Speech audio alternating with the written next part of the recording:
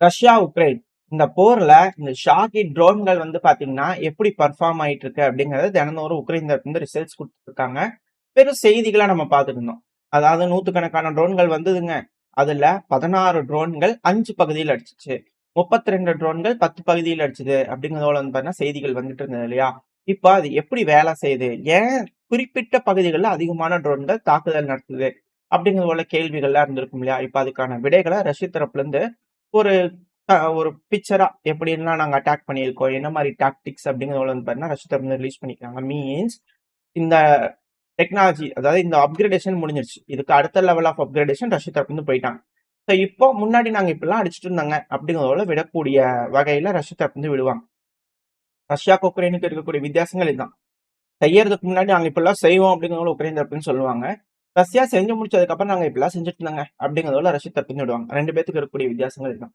சரி, இப்போ ரஷ்யா எப்படி சாகிட் ட்ரோன்கள் உளவு வேலை பார்க்குது, எப்படி ஐடென்டிஃபை பண்ணுது, ஏன் குறிப்பிட்ட பகுதிகளில் பல ட்ரோன்கள் அட்டாக் பண்ணுது அப்படிங்கிறத இந்த ஒரு வீடியோக்கள் மூலியமா நம்ம தெரிஞ்சுக்கலாம். இனிஷியலா வந்து பாத்தீங்கன்னா நம்ம ஒரு 7-8 மாசத்துக்கு முன்னாடி இந்த ட்ரோன்கள்ல வந்து பாத்தீங்கன்னா ஐடென்டிஃபிகேஷன்லாம் பண்ணுது, ஏஐ இருக்கு, ஆட்டோமேட்டிக்கா பண்ண ஒரு 7-8 மாசத்துக்கு முன்னாடி வீடியோ பதிவுகள் பார்த்திருப்போம். எந்த மாதிரி அப்கிரேடேஷன் நடக்குதுன்னு சொல்லிட்டு.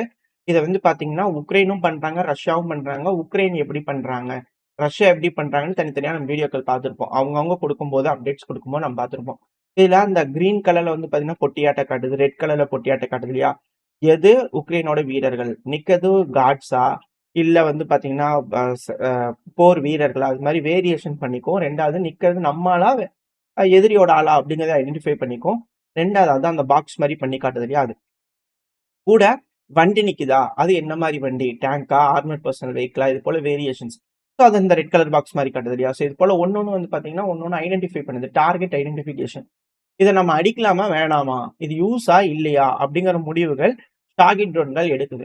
ஸோ இது போல காட்ஸ் எல்லாம் இங்க நிக்கிறாங்கன்னா அப்ப இங்க என்னமோ இருக்குதான் போல இருக்கே அப்படிங்கிறது போல அந்த ஏரியால அப்படியே உளவு வேலை பார்க்க ஆரம்பிக்கும்.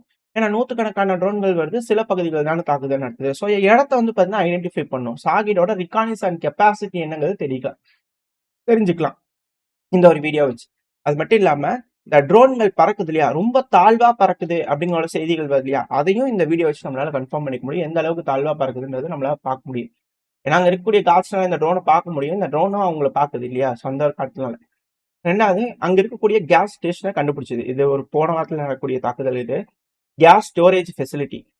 உக்ரைனோட ஒரு வில்லேஜ் ஹந்தன்ட்லே அப்படின்னு ஒரு வில்லேஜ். அந்த வில்லேஜ்ல இருக்கக்கூடிய gas storage, processing plant, fuel storage facility, gas storage facility.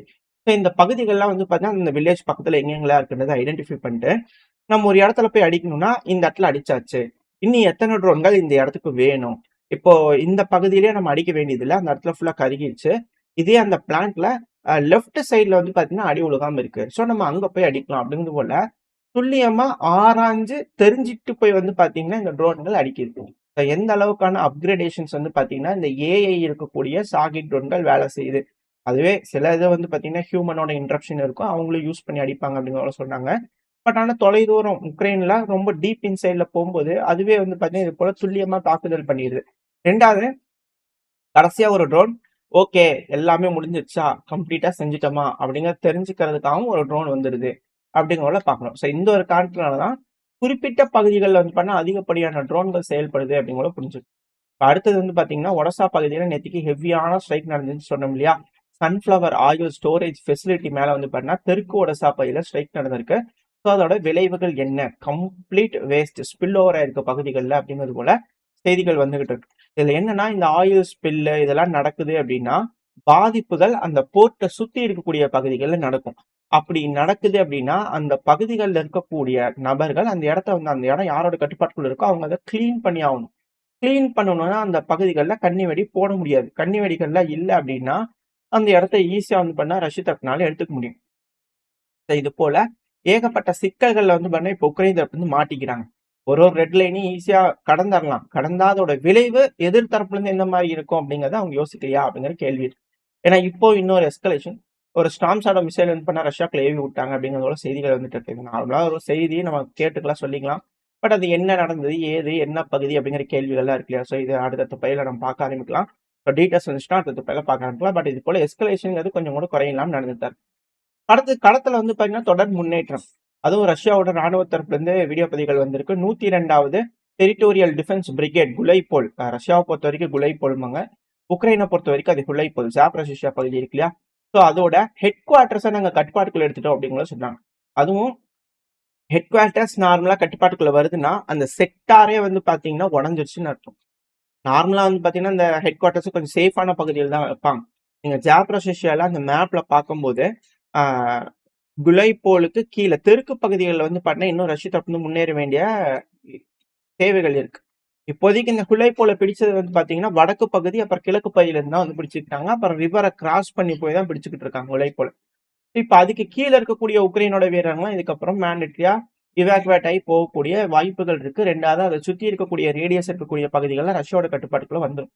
இது எல்லாத்துக்கு மேல இந்த குலைப்போலுங்கிற பகுதி வந்து பாத்தீங்கன்னா மீட் எடுக்கணும் அப்படின்னா இது போல மிக முக்கியமான பகுதிகள் ஸ்ட்ராங் ஹோல்ஸ்லாம் வந்து பாத்தீங்கன்னா அவங்க கிட்ட இருந்திருந்ததுன்னா அடுத்த அஃபென்சிவ் ஆபரேஷன் எப்படி பண்ணலாம், எந்த மாதிரி போய் போஸ்ட் பிடிக்கலாம் அப்படிங்கிறது போல அவங்க யோசிச்சு பண்ணலாம். இப்ப அங்க இருக்கக்கூடிய ஹெட் குவார்டர்ஸே அவங்க கட்டுப்பாட்டுக்குள்ள இருந்துருச்சுன்னா மேபி இதை விட்டு இன்னும் தொலை தூரத்துக்கு உக்ரைன் பின்னோக்கி போயிருக்கணும் அப்படிங்கிற செய்திகள் வருது. அது மட்டும் இல்லாம ஒரு அப்டேட் ரஷ்ய தரப்பு இது போல அடிக்கடி விடுவாங்க. அது வேற வேற பகுதிகள் நடக்கிறது அதனால பார்க்காம விட்டுருந்தோம். இது என்னன்னா இந்த சுதா பகுதி இந்த கேர்ஸ்க்கு பையில வந்து பாத்தீங்கன்னா குடஞ்சாரு இல்லையா, சைடுல ஒரு இமேஜ் லோட் ஆயிரும். இந்த கேர்ஸ்க்கு பையில குடையும் போது இந்த சுதால வந்து பாத்தீங்கன்னா இந்த சூப்பர் மார்க்கெட் முன்னாடி கசகசன் கிறுக்கி இது போல நாங்க பண்ணிட்டோம் அப்படிங்கிறது போல இமேஜஸ் எல்லாம் விட்டுருந்தாங்க இல்லையா. ஸோ அந்த நபர்களை தேடி தேடி வந்து பாத்தீங்கன்னா ரஷ்ய தரப்புல இருந்து நியூட்ரலைஸ் பண்ணிட்டு இருக்காங்க. அப்படி வந்து பாத்தீங்கன்னா December 7, 2025 இவரை குலைப்போல்ல வச்சு செஞ்சவங்க.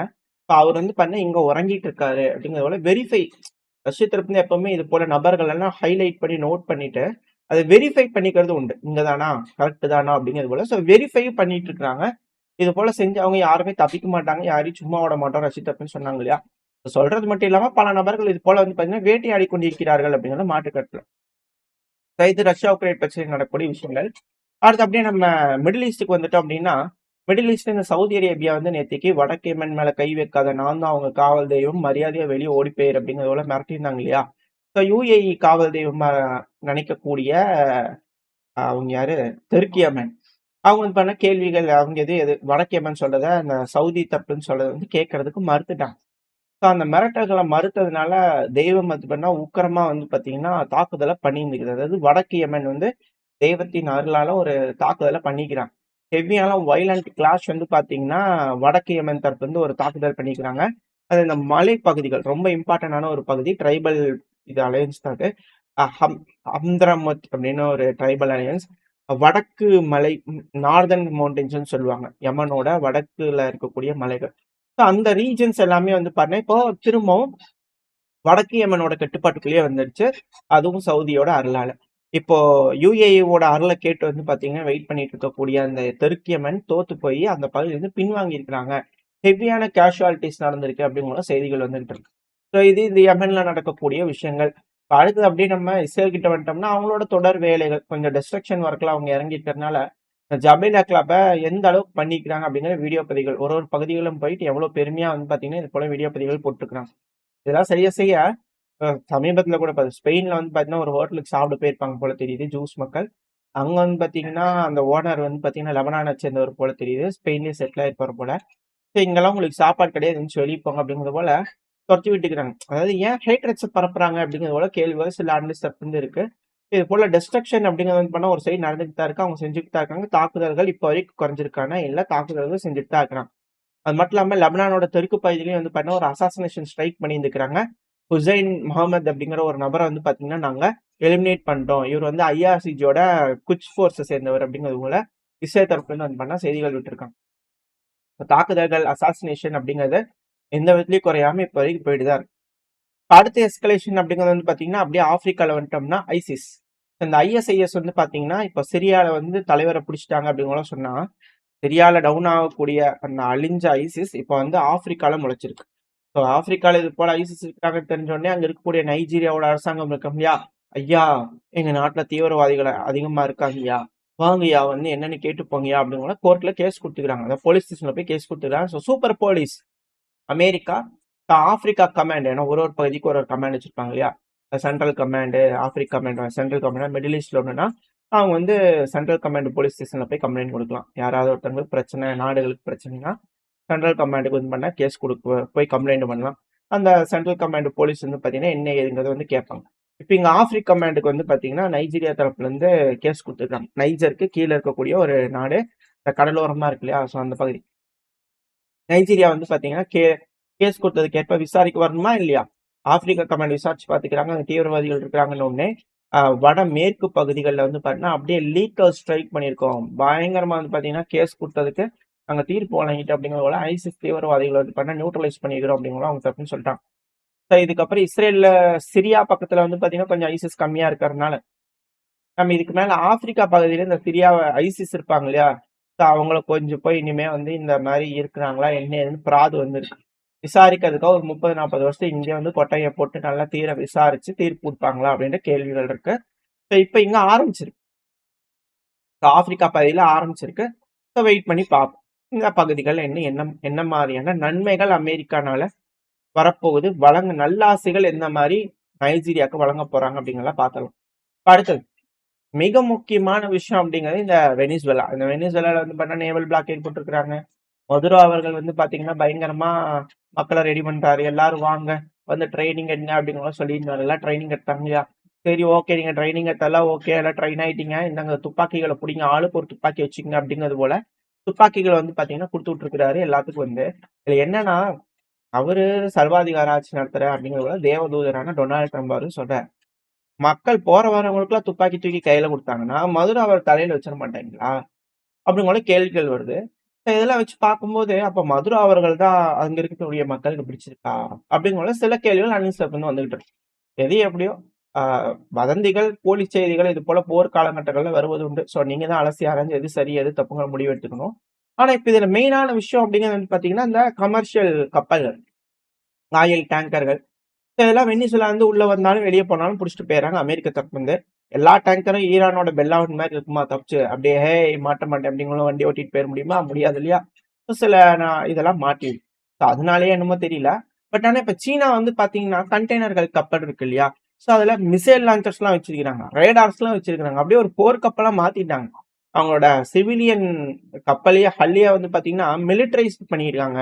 இது இவங்க தைவானுக்கு எகெயின்ஸ்டா வந்து பாத்தீங்கன்னா, போர் கப்பல் வருதா? இல்ல கண்டெய்னர் கப்பல் வருதான்னு தெரியாத அளவுக்கு மாடிஃபை பண்றாங்க. இவங்க தைவான பிடிக்கிறதுக்காக இது போல வேலைகள் செய்றாங்க. இந்த ஃபிஷிங் ஃப்ளீட்ன்னு இருக்கு இல்லையா? ஸோ அதோட ஒரு உதாரணம் தான் இது பாத்துக்கங்க. எந்த அளவுக்கு டிரான்ஸ்போர்ட் அ ட்ரூப் அ ட்ரூப்ஸ் எல்லாத்தையும் வந்து பண்ணா டிரான்ஸ்போர்ட் பண்றதுக்கு இது போல வேலைகள் செய்றாங்க. அப்படிங்கிறது போல விஷயங்கள். அதாவது இது தைவான் அடிக்கிறதுக்கு அப்படிங்கிறது 2வதா இருந்தாலும், இதுக்கப்புறம் வரக்கூடிய காலங்கள்ல எல்லா ஆயில் டேங்கர்ஸா இருக்கட்டும், கண்டெய்னர் கப்பல், சிவிலியன் கப்பலா இருக்கட்டும், எல்லாமே மிலிட்டரைஸ் ஆயிருமா அப்படிங்கிற அச்சங்கள் இருக்கு.